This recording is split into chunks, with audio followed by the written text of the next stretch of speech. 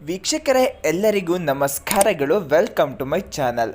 Big Boss Kannada season 12 ಅಂತ ಹೇಳಿದರೆ ಈ ಸೀಸನ್ ಒಂದೇ ಸಾಕು. ವಿವಾದ, ಎಮೋಷನ್, ಟ್ರೋಲ್, ಫೈಟ್, ಸ್ನೇಹ, ಶತ್ರುತ್ವ ಎಲ್ಲವನ್ನು ನೋಡಿದ್ದೀವಿ. ಆದರೆ ಫಿನಾಲೆ ವೀಕ್ನಲ್ಲಿ ನಡೆದ ಒಂದು ಸಣ್ಣ ಟಾಸ್ಕ್ ಇವತ್ತು ದೊಡ್ಡ ವಿವಾದವಾಗಿ ಬಿಚ್ಚಿದೆ.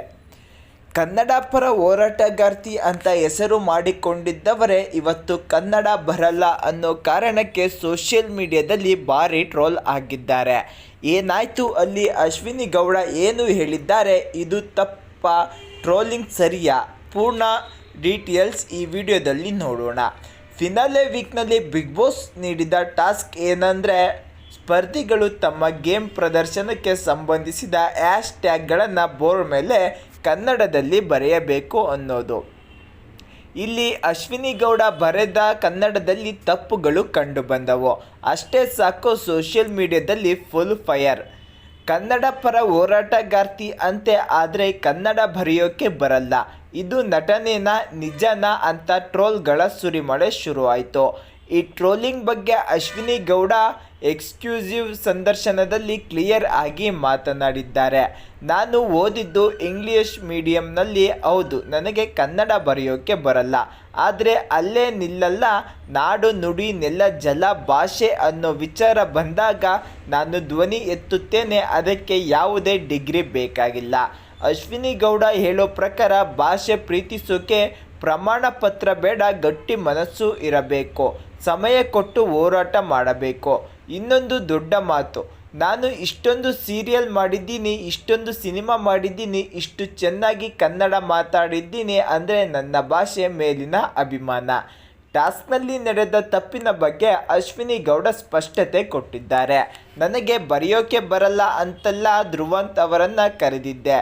ಛಲಗಾರ್ತಿ ಅಂತ ನನಗೆ ಬರೆದು ಕೊಟ್ಟಿದ್ದು ಗಿಲ್ಲಿ. ಅವರು ಹೇಳೋ ಮಾತು ಬಹಳ ಮುಖ್ಯ. ಇಲ್ಲಿ ಬರೆದವರ ತಪ್ಪೋ ಅಥವಾ ಬರೆಸಿದವರ ತಪ್ಪೋ ಆದರೆ ತಪ್ಪು ತಪ್ಪೆ. ಈ ಮಾತು ಅಶ್ವಿನಿ ಗೌಡ ಅವರು ಮೆಚುರಿಟಿ ತೋರಿಸುತ್ತೆ. ಕನ್ನಡ ಪ್ರೀತಿಸೋಕೆ ಬರವಣಿಗೆ ಬರಲೇಬೇಕಾ? ಮಾತಾಡೋ ಕನ್ನಡ ಸಾಕಾಗಲ್ವಾ?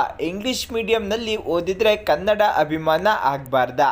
ಸೋಷಿಯಲ್ ಮೀಡಿಯಾದಲ್ಲಿ ಒಂದು ಗುಂಪು ಅಶ್ವಿನಿ ಗೌಡ ಡಿಫೆಂಡ್ ಮಾಡ್ತಿದೆ, ಇನ್ನೊಂದು ಗುಂಪು ಕ್ರಿಟಿಸೈಸ್ ಮಾಡ್ತಿದೆ. ಆದರೆ ಒಂದಂತೂ ಸತ್ಯ, ಈ ವಿಷಯವೇ ಸೀಸನ್ಗೆ ಇನ್ನಷ್ಟು ಕ್ರೇಜ್ ಕೊಟ್ಟಿದೆ.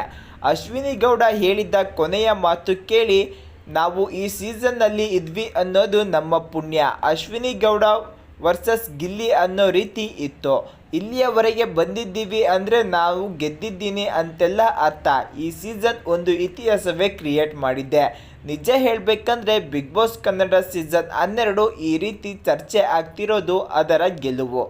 ನಿಮ್ಮ ಅಭಿಪ್ರಾಯ ಏನು? ಅಶ್ವಿನಿ ಗೌಡ ತಪ್ಪ ಅಥವಾ ಟ್ರೋಲಿಂಗ್ ಜಾಸ್ತಿಯಾ? ಭಾಷೆಯ ಪ್ರೀತಿ ಅಂದರೆ ಏನು? ಕಮೆಂಟ್ನಲ್ಲಿ ನಿಮ್ಮ ಅಭಿಪ್ರಾಯ ತಪ್ಪದೇ ಕಮೆಂಟ್ ಮಾಡಿ. ವಿಡಿಯೋ ಇಷ್ಟ ಆಯ್ತಂದರೆ ಲೈಕ್ ಆ್ಯಂಡ್ ಶೇರ್, ಸಬ್ಸ್ಕ್ರೈಬ್ ಮಾಡೋದನ್ನು ಮರೆಯಬೇಡಿ.